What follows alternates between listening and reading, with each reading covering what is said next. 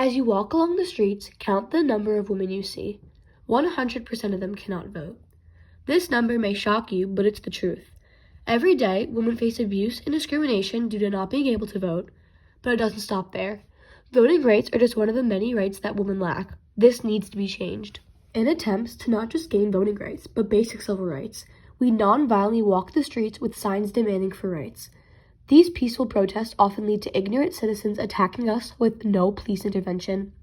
Then, those same very officers who watch the attacks end up arresting us. These unjust attacks on peaceful protesters will not be tolerated. We will respond with more protest, no matter the cost, until we gain rights. After being arrested, we refuse to eat in jail as another way to protest these unfair voting laws. Although grueling, we must do them as they are a very demanding way to get our message heard. Since women are not allowed in political positions, we all decided to meet with politicians in hopes of convincing them to make a change. With lobbying, we can figure out which politicians are against our movement and need to be voted out. Friends and fellow citizens, I stand before you tonight under indictment for the alleged crime of having voted at the last presidential election without having a lawful right to vote.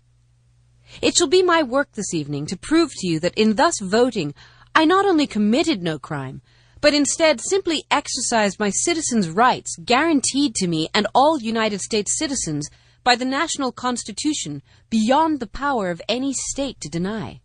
The preamble of the federal Constitution says, "We, the people of the United States, in order to form a more perfect union, establish justice, ensure domestic tranquility, provide for the common defense, promote the general welfare, and secure the blessings of liberty to ourselves and our posterity. Do ordain and establish this Constitution for the United States of America." It was we, the people, not we, the white male citizens, nor yet we, the male citizens, but we, the whole people who formed the Union. And we formed it not to give the blessings of liberty, but to secure them. Not to the half of ourselves and the half of our posterity, but to the whole people, women as well as men. And it is a downright mockery to talk to women of their enjoyment of the blessings of liberty, while they are denied the use of the only means of securing them provided by this democratic Republican government, the ballot. Women from all over the country start to meet up and discuss. Originally, we had two women's suffrage groups, National Women's Suffrage Association and American Women's Suffrage Association.